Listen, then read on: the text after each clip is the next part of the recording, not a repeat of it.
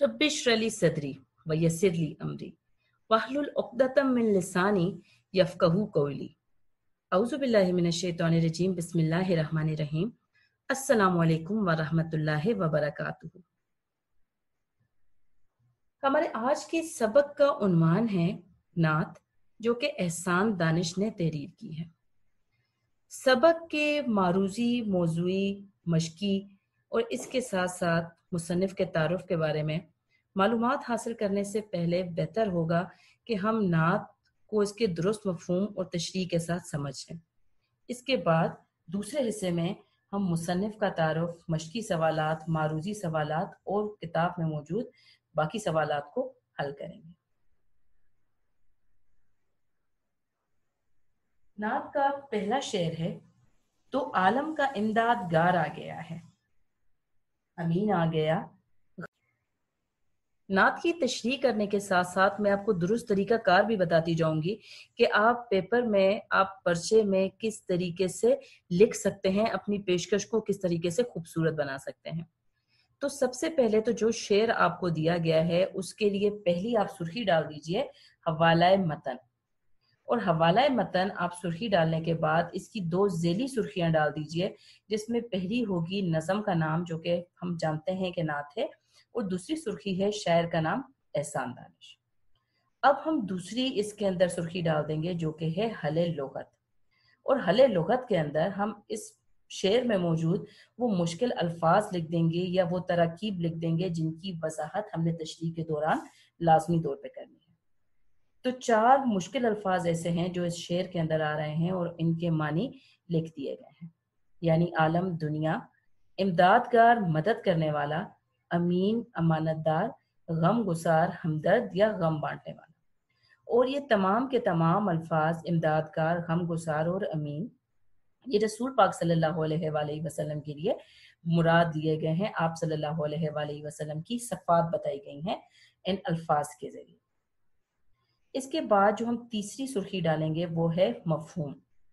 मफहूम में हम लिखेंगे दोनों आलम का मददगार, अमानतदार और गम ख्वार या गम गुसार इस दुनिया में तशरीफ ला चुका है। अब आपने तशरीह तहरीर करते वक्त इस चीज़ का ख्याल रखना है कि जब आप पर्चे में हेडिंग्स डाल रहे हों, सुर्खियां डाल रहे हों, तो हले लुगत की सुर्खी आप उसी वक्त डालिए जब आपको शेर में मौजूद मुश्किल अल्फाज के मानी बिल्कुल दुरुस्त मालूम हो। बास तुलबा ये काम करते हैं कि अपनी पेशकश को खूबसूरत बनाने के लिए ये तमाम सुर्खियां तो डाल देते हैं, लेकिन उनकी तैयारी इतनी अच्छी नहीं होती, उन्हें अल्फाज के दुरुस्त मानी नहीं आते, फिर वो अल्फाज तो लिख लेते हैं लेकिन उनके मानी गलत लिखते हैं। अब मानी गलत लिखने की वजह से जो आपके पेपर्स, आपके पर्चे चेक करने वाला होता है, उस पर आपका एक गलत तासुर जाता है और वो आपको ज्यादा नंबर देने के बजाय कम नंबर देता है। लिहाजा आपके लिए जरूरी है कि हले लुगत में मौजूद तमाम अल्फाज आपको उनके मानी हूबहू पता हो, आपको उनके बिल्कुल दुरुस्त मानी आते हों। इसके साथ साथ मफहूम मफहूम के लिए भी ये चीज़ लाजमी है कि जिस तरह तशरीह को हम तवील बनाने के लिए उसके अंदर मुख्तलिफ किस्म के जुमले लिखते हैं, यानी शायर इस शेर में ये फरमाता है, शायर अल्लाह ताला की सिफ़ात के बारे में बयान करता है, शायर रसूल पाक सल्लल्लाहु अलैहि वसल्लम के अखलाक और किरदार पर रोशनी डालते हुए कहता है कि हम इस किस्म के जुमलों से तशरीह की शुरुआत करते हैं ताकि उसको थोड़ा तवील कर सकें। मफहूम के लिए यह बात याद रखिएगा कि मफहूम बिल्कुल मुख्तसर होना चाहिए और उसके अंदर सिर्फ वही बात होनी चाहिए जो शेर की सूरत में, एक कलाम मंजूम की सूरत में बयान की गई है। फर्क दोनों के अंदर सिर्फ इतना होना चाहिए कि जो कलाम मंजूम आपको दिया गया है, जो शेर आपको दिया गया है तशरीह के लिए, आप उसका मफहूम जुमले की सूरत में तहरीर कर दीजिए, इस तरह के पढ़ने वाले पर यह वाज़ेह हो जाए कि आप इस शेर के दुरुस्त मतलब को समझ चुके हैं। अब यहाँ पर भी इस चीज़ का ख्याल रखिएगा कि मफहूम की आपने सुर्खी भी सिर्फ उसी सूरत में डालनी है अगर आपको शेर का दुरुस्त मफहूम आता हो और बिल्कुल मुख्तसर तौर पर आप उससे लिखने की सलाहियत रखते हो। ये मफहूम जो है इसे आप शेर का मरकजी ख्याल भी कह सकते हैं। अब इस शेर की तशरीह करते हैं। तशरीह के लिए मैंने ये अहम नुकात आपके सामने कुछ लिख दिए हैं, लेकिन आपने इन नुकात को पैराग्राफ की सूरत में, जुमलों की सूरत में, इक्तबास की सूरत में लिखना है। اس کے ساتھ ساتھ جو میں نے اہم نکات آپ کے لیے لکھ دیے ہیں، اس شعر میں جو چیزیں آپ بیان کر سکتے ہیں، جن چیزوں پر تبادلہ خیال ہو سکتا ہے، اس کے ساتھ ساتھ میں نے آپ کے لیے 2 حوالہ جات بھی تحریر کر دیے ہیں۔ یہ بات یاد رکھیے گا کہ جو بورڈ کے طلبہ ہوتے ہیں ان کے لیے صرف اتنا ہی لازم نہیں ہوتا کہ وہ مشکل الفاظ کے معنی لکھ دیں، مفہوم لکھ دیں یا ان چیزوں کی وضاحت کر دیں، ان کی تشریح لکھ دیں، بلکہ تشریح کے اندر آپ تشریح کو خوبصورت بنانے کے لیے، اپنی پیشکش کو خوبصورت بنانے کے لیے اور توجہ کھینچنے کے لیے اپنے ممتحن کی، اپنے پیپر چیک کرنے والے کی، آپ اس کے اندر حوالہ جات بھی شامل کرتے ہیں۔ یعنی اپنی بات میں وزن ڈالنے کے لیے آپ دلائل دیتے ہیں کہ جو آپ اس شعر کی تشریح کر رہے ہیں اس کی دلیل اور کس کس جگہ سے دی جا سکتی ہے۔ یہ چیزیں ایک اچھا تاثر چھوڑتی ہیں آپ کا، اور امکانات اس بات کے ہوتے ہیں کہ آپ کو تشریح میں مکمل نمبر مل سکتے ہیں، جو کہ مشکل ترین کام ہوتا ہے تشریح کے اندر مکمل نمبر لینا۔ لیکن اگر آپ کا املا اچھا ہے، آپ کو درست طور پر الفاظ لکھنا آتے ہیں، آپ کی جملہ سازی اچھی ہے، تو آپ اس کے ساتھ ساتھ اگر آپ مشکل الفاظ کے معنی بھی لکھ لیتے ہیں، ہر لفظ کی وضاحت کر دیتے ہیں اور حوالہ جات بھی لکھ لیتے ہیں، تو آپ پورے کے پورے نمبر تشریح میں لے سکتے ہیں۔ اب ہم تشریح شروع کرتے ہیں۔ اب دیکھیے، سب سے پہلے جب آپ تشریح کرنے لگیں تو نعت کی مختصر وضاحت کر دیجیے گا، یعنی ایسا کلام منظوم جس میں رسول پاک صلی اللہ علیہ وآلہ وسلم کی ذات اور صفات پر روشنی ڈالی جائے، آپ صلی اللہ علیہ وآلہ وسلم کی تعریف و توصیف کی جائے اور آپ صلی اللہ علیہ وآلہ وسلم کے دنیا والوں پر احسانات کا ذکر کیا جائے، ایسا کلام منظوم نعت کہلاتا ہے۔ یعنی نظم کی یہ جو صنف ہے یہ نعت کہلاتی ہے۔ اس کے بعد آپ تشریح شروع کرنے سے پہلے جو آپ کو شعر دیا گیا ہے، آپ ایک مختصر تعارف اس کا بھی لکھ لیجئے، اور نعت کی وضاحت اور شاعر کے مختصر تعارف کے لیے آپ کو تشریح کے اندر کوئی اور ہیڈنگ ڈالنے کی ضرورت نہیں ہے، بلکہ آپ تشریح کے جو پہلا پیراگراف لکھیں، 3 لائنوں کا پیراگراف یہ لکھ لیجئے، 3 لائن کا اس پیراگراف میں آپ پہلے نعت کی وضاحت کر کے پھر شاعر کا آپ مختصر تعارف لکھ لیجئے۔ تو شاعر چونکہ اس نظم میں ہیں ہمارے پاس احسان دانش، لہٰذا احسان دانش کے اسلوب بیان کے بارے میں آپ تھوڑا سا لکھیں گے، ان کی ذاتی زندگی کے بارے میں کچھ بھی مت لکھیے گا۔ آپ لکھ سکتے ہیں کہ احسان دانش قادر الکلام شاعر تھے اور ان کی شاعری مشرقی اقدار کی آئینہ دار ہے۔ انہوں نے رسول پاک صلی اللہ علیہ وآلہ وسلم کے احسانات کا شکر ادا کرتی ہوئی اس نعت کو نہایت خوبصورت طریقے سے تحریر کیا ہے۔ مختصراً اتنا لکھ دیجئے، ایک پیراگراف میں 3 لائنیں ہونی چاہیے، 4 تک ہو سکتی ہیں، جس میں آپ نے نعت کی وضاحت بھی کر دی اور اس کے ساتھ ساتھ شاعر کا مختصر تعارف بھی لکھ دیا۔ اب آپ دوسرا پیراگراف شروع کیجئے، دوسرا اقتباس شروع کیجئے اور اس میں اپنے جو شعر آپ کو دیا گیا ہے اس شعر کی تشریح شروع کریں۔ آپ لکھ سکتے ہیں کہ رسول پاک صلی اللہ علیہ وآلہ وسلم کی آمد سے پہلے دنیا میں جہالت کا اندھیرا چھایا ہوا تھا، ہر طرف ظلم و ستم کا بازار گرم تھا اور اہل عرب کسی مسیحا کے انتظار میں تھے۔ آخرکار وہ وقت آ پہنچا جب باطل کا زور گھٹ گیا اور حضرت محمد صلی اللہ علیہ وآلہ وسلم کی صورت میں ایک روشن سورج عرب میں طلوع ہوا۔ اب دیکھیے، آپ نے یہاں تک جب لکھ لیا تو آپ حوالے کے لیے ایک شعر شامل کر سکتے ہیں، جو دیکھیے میں نے آخر میں لکھا ہوا ہے۔ یہ شعر ہے: معین وقت آیا زور باطل گھٹ گیا آخر، اندھیرا مٹ گیا ظلمت کا بادل چھٹ گیا آخر۔ اب دیکھیے کہ میں نے اس شعر کو پچھلی جو میں نے تشریح کی تھی اس سے ملانے کے لیے میں نے تشریح کے آخر میں باطل کا زور گھٹنے کے الفاظ ڈالے ہیں اور رسول پاک صلی اللہ علیہ وآلہ وسلم کی صورت میں ایک روشن سورج طلوع ہونے کا ذکر کیا ہے، جس کی وجہ سے ایک تعلق بن گیا ہے تشریح کا اس حوالے کے شعر کے ساتھ۔ تو یاد رکھیے کہ نعت کی تشریح کرتے وقت آپ کسی بھی دوسری نعت سے کوئی بھی شعر اٹھا کر نہیں شامل کر سکتے اس وقت تک جب تک کہ وہ شعر اس بات سے کوئی مشابہت نہ رکھتا ہو، کوئی تعلق نہ رکھتا ہو جس کی آپ وضاحت کر رہے ہیں یا جس کی آپ وضاحت کرنے جا رہے ہیں۔ اب حوالے کا یہ شعر لکھنے کے بعد آپ اگلے پیراگراف میں لکھ سکتے ہیں کہ شاعر دنیا کو خوشخبری دیتے ہوئے کہتا ہے کہ رسول پاک صلی اللہ علیہ وآلہ وسلم اس دنیا میں تشریف لے آئے ہیں جو دونوں جہانوں یعنی اس فانی دنیا اور آخرت کی دنیا جو کہ ہمیشہ رہنے والی ہے میں ہمارے مددگار ہیں۔ اس دنیا میں آپ صلی اللہ علیہ وآلہ وسلم نے اللہ تعالیٰ کی امانت یعنی دین اسلام کو ہم تک پہنچایا، ہمیں زندگی گزارنے کے طریقے بتائے، ہمیں خیر و شر کی باتوں سے آگاہ کیا۔ آپ صلی اللہ علیہ وآلہ وسلم نے قرآن مجید کو ہم تک بحفاظت پہنچانے کا فریضہ سر انجام دیا۔ اسی طرح آپ صلی اللہ علیہ وآلہ وسلم روز محشر بھی امت مسلمہ کی شفاعت کریں گے۔ حضور صلی اللہ علیہ وآلہ وسلم دونوں عالم میں امت مسلمہ کے مددگار ہیں، دین اسلام کے امانت دار ہیں، دکھ درد کے ماروں کے غم گسار ہیں۔ دنیاوی زندگی کی رہنمائی و ہدایت ہو یا اخروی زندگی میں بخشش و مغفرت، انسانی اخلاق کی صفت امانت ہو یا توحید الہی کا پیغام وحدت، درد مندوں کی غم گساری ہو یا بے سہاروں سے محبت و شفقت، حضور صلی اللہ علیہ وآلہ وسلم کی اس دنیا میں آمد سے ہر رنگ کو خوبصورتی عطا ہوئی۔ آپ صلی اللہ علیہ وآلہ وسلم رحمت للعالمین ہیں، ارشاد خداوندی ہے۔ اب یہ دیکھیے جو میں نے آپ کو دوسرا حوالہ دیا ہوا ہے، یہاں پر آپ وہ حوالہ شامل کر سکتے ہیں، اور ہم نے آپ صلی اللہ علیہ وآلہ وسلم کو تمام جہانوں کے لیے رحمت بنا کر بھیجا ہے۔ اب جہاں جہاں پر آپ حوالہ جات تحریر کرنے لگیں تو بہتر یہ ہوگا کہ آپ ان حوالہ جات کو کسی الگ کلر کے پین سے لکھیے، یعنی اگر آپ نیلے کلر کے پین سے تشریح لکھ رہے ہیں تو نیلے کلر کے مارکر سے، جس کی نب بہت موٹی نہ ہو، صرف تھوڑی سی موٹی ہو، آپ یہ حوالہ جات لکھ سکتے ہیں تاکہ پیپر چیک کرنے والے کو ایک نظر ڈالتے ہی اندازہ ہو جائے کہ یہ آپ نے حوالہ جات دیے ہوئے ہیں، اور ان کو دیکھتے ساتھ ہی اسے سمجھ آ جائے کہ آپ اس شعر میں کیا بیان کرنے کی کوشش کر رہے ہیں۔ آئیے اب دوسرا شعر دیکھ لیتے ہیں۔ شعر نمبر 2 ہے، غریبوں کی جان کو یتیموں کے دل کو، غریبوں کی جان کو یتیموں کے دل کو، سکون ہو گیا ہے، قرار آ گیا ہے۔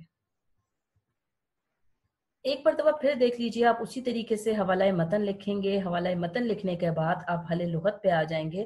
4 مشکل الفاظ اس شعر کے اندر موجود ہیں، جو کہ ہیں، پہلا لفظ غریب یعنی مفلس، جس کے پاس کوئی دولت نہ ہو۔ دوسرا لفظ ہے جان، جہاں سے مراد ادھر جسم ہے یا زندگی۔ یتیموں یعنی بن باپ کے بچے۔ سکون، اطمینان۔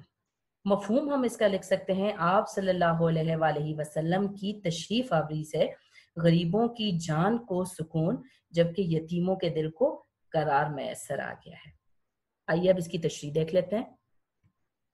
ایک مرتبہ پھر دیکھ لیجئے، حوالہ جات کے لیے میں نے آپ کو 2 چیزیں دی ہوئی ہیں، ایک ہے حضرت عائشہ رضی اللہ تعالیٰ عنہ کا قول، اور دوسرا ایک شعر ہے۔ اب آپ نے اس قول کو، اس شعر کو اس طریقے سے تشریح میں جگہ دینی ہے کہ چیک کرنے والے کو یہ اندازہ نہ ہو کہ آپ نے زبردستی کا کوئی حوالہ شامل کرنے کی کوشش کی ہے تشریح میں، بلکہ تشریح پڑھتے ہوئے ایسا محسوس ہو کہ یہ چیز آپ کی بات کی وضاحت کے لیے بہت ضروری ہے۔ جس طرح کہ آپ کو میں نے بتایا تھا کہ تشریح شروع کرتے وقت نعت کی کسی بھی شعر کی آپ جب تشریح کریں گے تو ابتدا نعت کی وضاحت سے کریں گے، اور شاعر کے مختصر تعارف سے، جو کہ ملا کر 4 لائنوں پر مبنی ایک پیراگراف بتا دے گا۔ چونکہ پہلے شعر کی تشریح کرتے وقت یہ ساری چیزیں آپ کو میں نے سمجھا دی ہیں، لہٰذا میں اس چیز کو دوبارہ نہیں دہراؤں گی، بلکہ براہ راست دوسرے پیراگراف یعنی تشریح سے شروعات کروں گی۔ تو تشریح میں ہم لکھ سکتے ہیں کہ حضرت محمد صلی اللہ علیہ وآلہ وسلم کی ذات مبارکہ غریبوں، مسکینوں، کمزوروں اور معاشرے کے ٹھکرائے ہوئے لوگوں کے لیے ایک عظیم رحمت ثابت ہوئی۔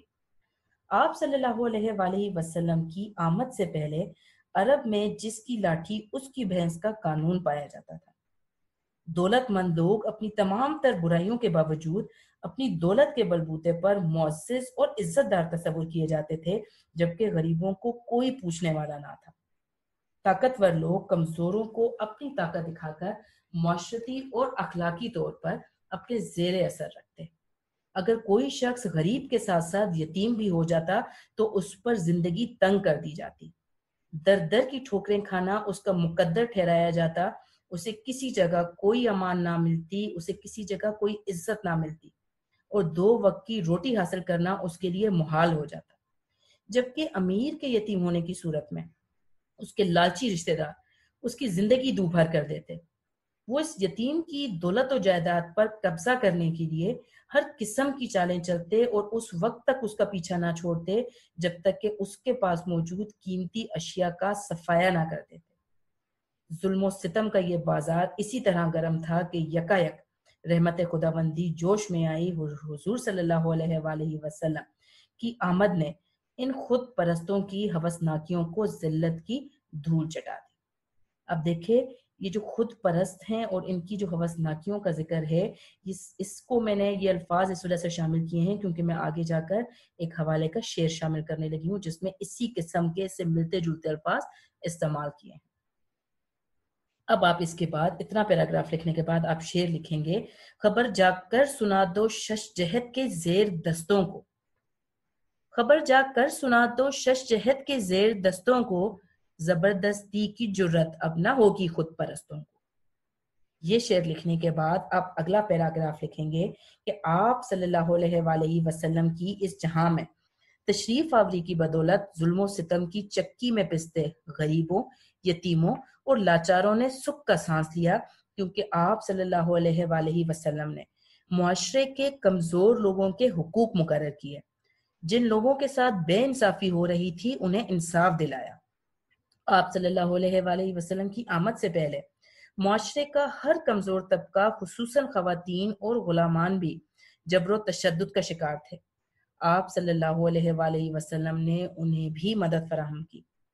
آپ صلی اللہ علیہ وآلہ وسلم اس دنیا کے سب سے زیادہ رحم دل، غم گسار اور ہمدرد انسان تھے.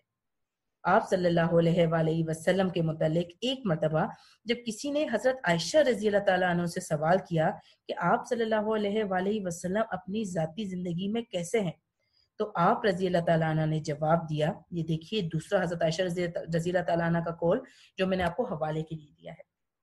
ان کو آپ لکھ دیں گے واوین میں. آپ لکھیں گے کیا تم نے قرآن نہیں پڑھا؟ آپ صلی اللہ علیہ وآلہ وسلم قرآن مجید کی عملی تفسیر ہے. اس کے بعد آپ 2 لائنز 3 لائنز پر مبنی اختتامی جملے لکھیں گے. آپ لکھیں گے المختصر آپ صلی اللہ علیہ وآلہ وسلم، آپ صلی اللہ علیہ وآلہ وسلم کے اس دنیا میں آنے سے غلاموں، مسکینوں، یتیموں اور عاجزوں کو تسلی ہوئی کہ اب ان کے ساتھ کوئی زیادتی نہیں ہوگی، کیونکہ انہیں ظالموں کے ظلم و ستم سے نجات دلانے والا اس دنیا میں تشریف لا چکا ہے. شعر نمبر 3. اصول محبت ہے پیغام جس کا، اصول محبت ہے پیغام. ایک مرتبہ پھر شعر کی تشریح شروع کرنے سے پہلے آپ حوالہ متن تحریر کریں گے. اہل لغت میں 4 اہم الفاظ ہیں. پہلا لفظ ہے اصول جس کے معنی ہے طریقہ یا قانون. دوسرا لفظ ہے محبت جس کے معنی ہے پیار. تیسرا لفظ محبوب یعنی جس سے محبت کی جائے. اور چوتھا اہم لفظ ہے پروردگار، پالنے والا. اس شعر میں مراد ہے اللہ تعالیٰ. اس شعر کا مفہوم ہوگا اللہ تعالیٰ کا وہ محبوب صلی اللہ علیہ وآلہ وسلم اس دنیا میں تشریف لا چکا ہے جس کا کام دنیا بھر میں پیغام محبت عام کرنا ہے.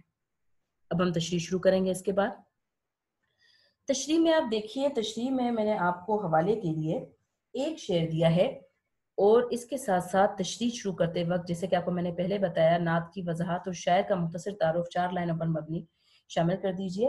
اس کے بعد آپ تشریح شروع کریں گے. تشریح شروع کرتے ہوئے آپ لکھ سکتے ہیں کہ اگر رسول پاک صلی اللہ علیہ وآلہ وسلم کی حیات کا مطالعہ کیا جائے تو معلوم ہوتا ہے کہ حضرت محمد صلی اللہ علیہ وآلہ وسلم کی پوری زندگی محبت کا درس دیتی ہے. آپ صلی اللہ علیہ وآلہ وسلم کی آمد سے پہلے اہل عرب دنیا کی بدترین، گنوار اور وحشی ترین قوم سمجھے جاتے تھے. آپ صلی اللہ علیہ وآلہ وسلم نے اس جاہل اور بد تہذیب قوم کو زندگی گزارنے کے طریقے سکھائے اور انہیں انسانیت کے اس اعلیٰ ترین درجے پر لا کھڑا کیا کہ تہذیب یافتہ ہونے کا دعویٰ کرنے والی قومیں بھی حیران و پریشان رہ گئیں. شاعر آپ صلی اللہ علیہ وآلہ وسلم کے دل میں موجود نوع انسانی کے لیے ٹھاٹھے مارتے ہوئے محبت کے سمندر کو کوزے میں بند کرتے ہوئے کہتا ہے کہ آپ صلی اللہ علیہ وآلہ وسلم نے دین اسلام کی تبلیغ کے لیے محبت کا طریقہ اپنایا، انسانوں کو محبت و شفقت کا درس دیا، دلوں میں کینہ رکھنے والے گروہوں کو اخوت و بھائی چارے کا پیغام دیا، صدیوں سے ایک دوسرے کے خون کے پیاسوں کو باہم شیر و شکر کر دیا، وحشت و بربریت کو امن و سلامتی کے آفاقی درس سے ختم کر دیا، حبیب پروردگار صلی اللہ علیہ وآلہ وسلم، محبوب خدا صلی اللہ علیہ وآلہ وسلم نے محبت، اخوت اور شفقت سے کام لے کر ظلم و ستم کی شکار انسانیت کے لیے آسانیاں پیدا کی، انہیں جور و ستم سے امان دیا اور ان کی اصلاح کرتے ہوئے انہیں اعمال پاکیزہ سکھائی یا پاکیزہ اعمال سکھائی۔ اس کے بعد ہم یہ شعر لکھ سکتے ہیں: سلام اے صاحب خلق عظیم انسان کو سکھلا دے، سلام اے صاحب خلق عظیم انسان کو سکھلا دے، یہی اعمال پاکیزہ، یہی اشغال روحانی۔ اس کے ساتھ ساتھ اب آپ شعر کا اختتام کرنے لگے ہیں، تشریح کا اختتام کرنے لگے ہیں، تو آخر میں آپ 2 لائن تحریر کر دیجئے، 2 سطریں لکھ دیجئے کہ آپ صلی اللہ علیہ وآلہ وسلم کی جانب سے کی جانے والی روحانی تربیت کی بدولت جانی دشمن ایک دوسرے کی عزتوں کے محافظ بن گئے اور صدیوں کی دشمنیاں مہر و محبت میں تبدیل ہو گئیں۔ شعر نمبر 4: اب انسان کو انسان کا عرفان ہوگا، اب انسان کو انسان کا عرفان ہوگا، یقین ہو گیا، اعتبار آ گیا ہے۔ ایک مرتبہ پھر آپ حوالہ متن لکھیں گے۔ حل لغت میں 3 مشکل الفاظ ہمارے پاس ہیں۔ پہلا لفظ ہے عرفان، جس کے معنی ہوتے ہیں جاننا، آگہی یا پہچان۔ دوسرا لفظ ہے یقین، ماننا یا تسلیم کرنا۔ تیسرا لفظ ہے اعتبار، یقین کرنا کسی پہ یا بھروسہ کرنا۔ اس کا مفہوم ہم لکھیں گے: اب ہر انسان دوسرے انسان کے حقوق پہچان لے گا کیونکہ اسے انسانیت پر اعتبار آ گیا ہے۔ ہم اس شعر کی تشریح شروع کرتے وقت سب سے پہلے نعت کی وضاحت اور شاعر کا مختصر تعارف 4 سطروں میں لکھیں گے، جو کہ میں نے آپ کو سبق کے بالکل شروع میں بتا دیا تھا۔ اس کے بعد ہم لکھیں گے: اللہ تعالیٰ نے اس کائنات کو تخلیق کیا اور انسان کو اس دنیا میں اپنا نائب بنا کر بھیجا۔ انسان کو اس دنیا رنگ و بو میں بھیجنے کا بنیادی مقصد یہی ہے کہ انسان ذات باری تعالیٰ کو پہچانے، اس کائنات اور اس کی وسعتوں میں پائی جانے والی مخلوقات اور جمادات پر غور و فکر کرے، تخلیق انسان اور اس دنیا میں اپنی آمد کے مقصد پر بھی غور کرے۔ اللہ تعالیٰ کے انسانوں پر بے شمار احسانات ہیں، اور غور کیا جائے تو معلوم ہوتا ہے کہ اللہ تعالیٰ کا انسانوں پر سب سے بڑا احسان یہ ہے کہ اس نے انسانوں کی کامل رہنمائی کے لیے رحمت للعالمین حضرت محمد صلی اللہ علیہ وآلہ وسلم کو آخری نبی بنا کر اس دنیا میں بھیجا، اور قیامت تک ہدایت کا یہ سلسلہ جاری رکھنے کے لیے قرآن مجید نازل فرمایا۔ نبی پاک صلی اللہ علیہ وآلہ وسلم قرآن مجید کی عملی تفسیر ہیں۔ اب دیکھیں، ہم نے کہا نبی پاک صلی اللہ علیہ وآلہ وسلم قرآن مجید کی عملی تفسیر ہیں۔ اب عملی تفسیر کے ساتھ دیکھیے، جو میں نے آپ کو پہلا شعر دیا ہوا ہے حوالے کا، یہ اس جگہ کے لیے بہت موزوں ہے، بالکل مناسب ہے، کیونکہ اس شعر میں یہی بتایا جا رہا ہے کہ آپ صلی اللہ علیہ وآلہ وسلم کی ذات قرآن مجید کی تفسیر ہے۔ یہ شعر لکھ دیجئے، آپ لکھیں گے: اسی کی ذات ہے قرآن کی حسین تفسیر، اسی کی ذات ہے قرآن کی حسین تفسیر، اسی کا قول و عمل مستقل حوالہ ہے۔ ایک اور پیراگراف لکھ لیجئے: آپ صلی اللہ علیہ وآلہ وسلم انسان کامل ہیں۔ آپ صلی اللہ علیہ وآلہ وسلم نے اپنی ذات کے ذریعے اہل دنیا کے سامنے ایک مثالی انسان کا نمونہ پیش کیا۔ آپ صلی اللہ علیہ وآلہ وسلم کی ذات سے کبھی کسی کو تکلیف نہیں پہنچی۔ آپ صلی اللہ علیہ وآلہ وسلم جس وقت اس دنیا میں تشریف لائے، اس وقت تک اہل دنیا انسانیت کے مفہوم سے مکمل طور پر ناآشنا تھے۔ آپ صلی اللہ علیہ وآلہ وسلم نے انہیں انسانیت کے درست مفہوم اور صحیح روح سے آشنا کروایا۔ آپ صلی اللہ علیہ وآلہ وسلم دوست، دشمن، اپنے، بیگانے، مسلمان اور کافر سب کے لیے سراپا رحمت تھے۔ بلا شبہ آپ صلی اللہ علیہ وآلہ وسلم رحمت للعالمین ہیں۔ اب دیکھیں، ہم نے رسول پاک صلی اللہ علیہ وآلہ وسلم کی خصوصیات، کردار کی خصوصیات بیان کی ہیں، لہٰذا جو دوسرا حوالے کا شعر ہے وہ ہم یہاں پر لکھ سکتے ہیں، اور یہ شعر ہے: تیری صورت تیری سیرت، تیرا نقشہ تیرا جلوہ، تیری صورت تیری سیرت، تیرا نقشہ تیرا جلوہ، تبسم گفتگو بندہ نوازی خندہ پیشانی۔ اختتام کیجئے شعر کا: آپ صلی اللہ علیہ وآلہ وسلم کی ذات مبارک کے جلوے دیکھ کر اور آپ صلی اللہ علیہ وآلہ وسلم کی جانب سے دی جانے والی تعلیمات کی بدولت جہالت میں ڈوبے انسانوں نے اپنے مرتبے کو پہچانا. انہیں پتہ لگا کہ انسان کیا ہے، اس کی تخلیق کا مقصد کیا ہے، انسانیت کیا ہے، اور ایک انسان کے دوسرے انسان پر کیا حقوق و فرائض ہیں. آپ صلی اللہ علیہ وآلہ وسلم کی ذات کامل کا مشاہدہ کر کے اور آپ صلی اللہ علیہ وآلہ وسلم کی جانب سے دی جانے والی تعلیمات کی بدولت ہی تمام انسان احترام آدمیت سے روشناس ہوئے. اور اب ہم یہ بات یقین سے کہہ سکتے ہیں، یا اب یہ بات یقین سے کہی جا سکتی ہے کہ تمام انسان اپنے گرد و پیش میں پائے جانے والے انسانوں کے مرتبے سے آگاہ ہو چکے ہیں. لہٰذا اب انسان رسول پاک صلی اللہ علیہ وآلہ وسلم کی ذات کامل سے رہنمائی حاصل کرنے کے بعد کبھی بھی دوسرے انسانوں کو کسی بھی قسم کا نقصان نہیں پہنچائے گا. ہم اسے توقع ہی نہیں رکھ سکتے کہ جس مسلمان نے رسول پاک صلی اللہ علیہ وآلہ وسلم سے تعلیم حاصل کی ہو، وہ دوسرے انسانوں کو اپنی زبان سے یا اپنے ہاتھ سے کسی بھی قسم کا نقصان پہنچا سکے. شعر نمبر 5 دیکھ لیجئے. بجھے گا نہ جس کا چراغ محبت، بجھے گا نہ جس کا چراغ محبت، وہ پیغمبر ذی وقار آ گیا ہے صلی اللہ علیہ وآلہ وسلم. تشریح تحریر کرتے وقت جو اس کا پہلا مرحلہ ہے حوالہ متن، وہ اسی طرح لکھ لیجئے. حل لغت میں 3 الفاظ ہیں: چراغ یعنی دیا، بجھنا گل ہونا، ذی وقار عزت والے، عزت مآب. مفہوم ہم اس کا لکھیں گے: آپ صلی اللہ علیہ وآلہ وسلم محبت کا وہ چراغ بن کر اس دنیا میں تشریف لائے جس کی لو ہمیشہ روشن رہے گی. تشریح شروع کرتے ہیں.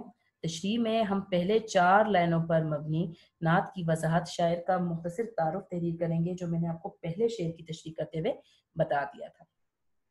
اس کے بعد دیکھیں ہم تشریح شروع کرتے وقت سب سے پہلے سورہ احزاب کا حوالہ دے سکتے ہیں، کیونکہ اللہ تعالیٰ نے، ہم تشریح میں یہ لکھ سکتے ہیں کہ اللہ تعالیٰ نے سورہ احزاب میں حضرت محمد صلی اللہ علیہ وآلہ وسلم کو ایک روشن چراغ قرار دیا ہے، اور اس بات میں کوئی شبہ نہیں کہ حضور صلی اللہ علیہ وآلہ وسلم نے اس دنیا میں تشریف لا کر محبت، الفت اور امن کا جو دیا روشن کیا ہے، جو چراغ روشن کیا ہے، وہ تا قیامت نہ صرف جلتا رہے گا بلکہ ہر گزرتے دن کے ساتھ اس کی تابناکی میں، اس کی روشنی میں اضافہ ہوتا رہے گا. دوسرے پیراگراف میں ہم ذکر کر سکتے ہیں دنیا میں موجود جہالت کا، اس جہالت کے اندھیرے میں ڈوبے ہوئے لوگوں کا. ہم لکھ سکتے ہیں کہ شاعر کے مطابق آپ صلی اللہ علیہ وآلہ وسلم نے اس دنیا میں تشریف لا کر جہالت کے اندھیرے میں ڈوبے ہوئے لوگوں کو دین اسلام کی تابناک روشنی سے منور فرمایا. آپ صلی اللہ علیہ وآلہ وسلم نے قرآن مجید میں موجود محبت اور امن کے پیغام کو دنیا بھر میں پھیلایا. آپ صلی اللہ علیہ وآلہ وسلم کی سیرت طیبہ سے یہ بات واضح ہوتی ہے کہ آپ صلی اللہ علیہ وآلہ وسلم اپنے دوستوں کے ساتھ ساتھ اپنے دشمنوں کے لیے بھی سراپا محبت تھے. جب آپ صلی اللہ علیہ وآلہ وسلم نے کفار مکہ کو دین اسلام کا پیغام دیتے ہوئے دین اسلام کی طرف بلانے کی کوشش کی، تو وہ آپ صلی اللہ علیہ وآلہ وسلم کے جانی دشمن بن گئے. انہوں نے آپ صلی اللہ علیہ وآلہ وسلم اور آپ صلی اللہ علیہ وآلہ وسلم کے ساتھیوں کو ہر ممکن طریقے سے ایذا پہنچائی. وہ آپ صلی اللہ علیہ وآلہ وسلم کو مجنون، پاگل، دیوانہ اور جادوگر کہتے. آپ صلی اللہ علیہ وآلہ وسلم پر طنز و تشنیع کے تیر برساتے، گالیاں دیتے. شریر لڑکوں کو آپ صلی اللہ علیہ وآلہ وسلم کے پیچھے لگا دیتے، جو آپ صلی اللہ علیہ وآلہ وسلم کو برا بھلا کہتے اور آپ صلی اللہ علیہ وآلہ وسلم پر پتھر برساتے. یہاں تک کہ آپ صلی اللہ علیہ وآلہ وسلم کے جوتے خون سے بھر جاتے. حضرت جبرائیل علیہ السلام اس موقع پر آپ صلی اللہ علیہ وآلہ وسلم کے پاس تشریف لاتے، درخواست کرتے کہ اگر آپ صلی اللہ علیہ وآلہ وسلم حکم دیں تو وہ ان بدبختوں کو 2 پہاڑوں کے درمیان کچل کر رکھ دیں. مگر آپ صلی اللہ علیہ وآلہ وسلم اس وقت بھی سزا کے بجائے ان کے لیے دعا فرماتے. اس کے بعد آپ حوالے کے لیے شعر لکھ سکتے ہیں: سلام اس پر کہ جس نے خون کے پیاسوں کو قبائیں دی، سلام اس پر کہ جس نے خون کے پیاسوں کو قبائیں دیں، سلام اس پر کہ جس نے گالیاں کھا کر دعائیں دی. اس کے ساتھ آپ لکھ سکتے ہیں: تاریخ شاہد ہے کہ فتح مکہ کے موقع پر جب آپ صلی اللہ علیہ وآلہ وسلم کے بدترین دشمن آپ صلی اللہ علیہ وآلہ وسلم کے رحم و کرم پر تھے، اور آپ صلی اللہ علیہ وآلہ وسلم ان کی جانب سے کی جانے والی تمام گستاخیوں، تمام بدتمیزیوں کا بدلہ لینے میں حق بجانب تھے، لیکن اس تاریخی موقع پر بھی آپ صلی اللہ علیہ وآلہ وسلم نے رحمت اور شفقت کا عظیم الشان مظاہرہ کرتے ہوئے ان سے بدلہ لینے کے بجائے انہیں معاف کر دیا۔ آپ صلی اللہ علیہ وآلہ وسلم نے اپنی سیرت طیبہ کے روشن چراغ کے ذریعے اقوام عالم میں ہدایت کی روشنی پھیلائی، اور آپ صلی اللہ علیہ وآلہ وسلم کی ذات پاک کی بدولت دنیا کے کونے کونے میں دین اسلام کی صورت میں جو روشنی پھیل گئی ہے وہ قیامت تک تابناک رہے گی۔ دین اسلام اللہ تعالیٰ کا آخری دین ہے، قرآن مجید اللہ تعالیٰ کی آخری الہامی کتاب، جبکہ رسول پاک صلی اللہ علیہ وآلہ وسلم اللہ تعالیٰ کے آخری پیغمبر ہیں، اور پیغمبر بھی وہ جن کی عزت کی حامل شخصیت قرآن و مجید کی زندہ و جاوید تفسیر ہے۔ آپ کے ساتھ کیونکہ رسول پاک صلی اللہ علیہ وسلم کی آپ نے شخصیت کی بات کی ہے اور یہ بھی بتایا کہ قرآن مجید کی تفسیر ہے، آپ یہ شعر لکھ سکتے ہیں: اسی کی ذات ہے قرآن کی حسین تفسیر، اسی کا قول و عمل مستقل حوالہ ہے۔ آخری شعر، شعر نمبر 6: زمانے کو اب اپنی منزل مبارک کہ ایک خضر صد رہ گزار آ گیا ہے۔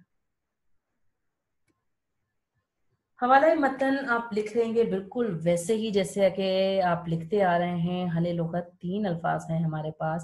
پہلا لفظ ہے زمانہ یعنی دنیا، دوسرا لفظ ہے صد مراد 100، اور پھر ہے خضر۔ اب ہم حضرت خضر علیہ السلام کو دین اسلام کی تعلیمات کی روشنی میں اگر دیکھیں تو حضرت خضر علیہ السلام کے بارے میں مشہور ہیں کہ وہ اللہ تعالیٰ کے ایک برگزیدہ بندے ہیں، یا اللہ تعالیٰ کے ایک پیغمبر ہے جن کا کام اللہ تعالیٰ کے حکم سے لوگوں کو راستہ دکھانا ہے۔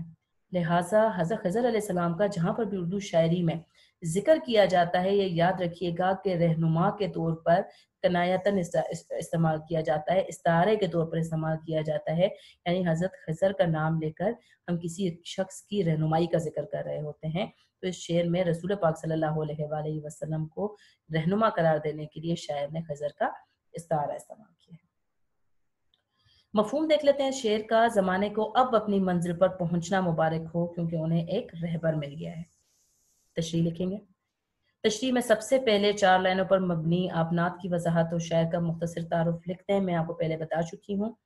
پھر اب آپ اس کے بعد تشریح شروع کریں گے، اور تشریح میں آپ لکھیں گے: حضور صلی اللہ علیہ وآلہ وسلم کی تشریف آوری سے پہلے اہل عرب چھوٹی چھوٹی باتوں پر ایک دوسرے سے لڑتے رہتے تھے، نہ کسی کی عزت محفوظ تھی اور نہ ہی کسی کے جان و مال کو تحفظ حاصل تھا۔ باپ اپنی سگی بیٹیوں کو زندہ درگور کر دیتے یعنی زندہ دفنا دیتے۔ مظلوم و بے کس ظلم و ستم کا شکار تھے اور اس ظلم سے نجات حاصل کرنے کے لیے کسی مسیحا کے منتظر تھے کہ یک اللہ تعالیٰ کو ان پر رحم آ گیا، اور اللہ تعالیٰ نے انسانیت کی فلاح و بہبود کے لیے حضرت محمد صلی اللہ علیہ وآلہ وسلم کو دین اسلام دے کر اس دنیا میں مبعوث فرمایا۔ اب آپ یہ حوالے کا شعر لکھ سکتے ہیں: مبارک ہو کہ دور راحت و آرام آ پہنچا، مبارک ہو کہ دور راحت و آرام آ پہنچا، نجات دائمی کی شکل میں اسلام آ پہنچا۔ ہم دوسرا پیراگراف تشریح کا لکھ سکتے ہیں کہ انسان کی اصل منزل اس دنیا کے ساتھ ساتھ آخرت میں بھی کامیابی ہے، لہٰذا شاعر بھٹکی ہوئی انسانیت کو مبارکباد دیتے ہوئے کہتا ہے کہ انہیں اب اپنی منزل کی تلاش میں بھٹکنا نہیں پڑے گا، کیونکہ انہیں ان کی منزل کا راستہ دکھانے والا ہادی برحق اس دنیا میں تشریف لا چکا ہے۔ ان کے درمیان ایک ایسا رہنما آ چکا ہے جس کی تعلیمات پر عمل کر کے اپنی دنیا اور آخرت سنواری جا سکتی ہے۔ اب آپ تشریح کرتے ہوئے ایک الگ پیراگراف لکھ لیجئے، کیونکہ اس شعر کے اندر حضرت خضر علیہ السلام کا استعارہ استعمال ہوا ہے، اس کی تھوڑی سی وضاحت تشریح کرتے ہوئے لازمی ہے۔ لہٰذا ایک الگ پیراگراف میں لکھ لیجئے کہ شاعر حضرت محمد صلی اللہ علیہ وآلہ وسلم کی ذات پاک کے لیے حضرت خضر علیہ السلام کا استعارہ استعمال کرتے ہوئے کہتا ہے کہ حضرت خضر علیہ السلام کے بارے میں مشہور ہے کہ وہ اللہ تعالیٰ کے برگزیدہ عزت دار بندے ہیں جو اللہ تعالیٰ کے حکم سے خشکی اور پانی میں بھٹکے ہوئے لوگوں کو منزل کا راستہ دکھاتے ہیں۔ شاعر کے بقول آپ صلی اللہ علیہ وآلہ وسلم کی ہستی حضرت خضر علیہ السلام کی طرح ہے۔ جس طرح حضرت خضر علیہ السلام بھٹکے ہوئوں کو راستہ دکھاتے ہیں، اسی طرح آپ صلی اللہ علیہ وآلہ وسلم بھی تمام بھٹکے ہوئے انسانوں کے لیے شمع ہدایت ہے۔ نبی کریم صلی اللہ علیہ وآلہ وسلم کی شکل میں انسانیت کو بے مثال رہنما سے نوازا گیا ہے، جن کی بدولت انسان اب خدا کو پہچان کر جنت پا لیں گے۔ بقول شاعر: तूफान जिंदगी का सहारा तुम ही तो हो, तूफान जिंदगी का सहारा तुम ही तो हो, दरियाए मगफिरत का किनारा तुम ही तो हो। मुझे उम्मीद है कि आज का सबक आपके लिए फायदेमंद साबित होगा, और मैंने कोशिश की है कि सबक की तशरीह, इस नज़म की तशरीह मैं इस तरह करूं कि अगर आप मेरे अल्फाज भी अपने पास तहरीर कर लें तो आपके पास तशरीह के मयारी नोट्स तैयार हो जाएं और उन तशरीह को आप पेपर के अंदर भी, पर्चे के अंदर भी लिख सकें। लिहाजा मेरी कोशिश ये रही है कि सिर्फ मैं अल्फाज की वजाहत ना कर दूं, चीज़ों की वजाहत ना कर दूं, बल्कि सही तरीके से एक रब्त के साथ, एक तसलसल के साथ और एक जुमला साजी का, मेयारी जुमला साजी का इस्तेमाल करते हुए आपको वो सारी की सारी तरतीब बता दूं, आपको सारी की सारी तशरीह बता दूं। अगर आप इसी तशरीह को अब लिख लेते हैं, अपने पास नोट कर लेते हैं, तो आप इंशाल्लाह ताला बहुत अच्छी तशरीह, मेयारी तशरीह इम्तहानात में लिख सकते हैं। आज के हमारे सबक का इख्तिताम होता है। अपना बहुत ख्याल रखिए, मुझे दुआ में याद रखिए। अल्लाह हाफिज।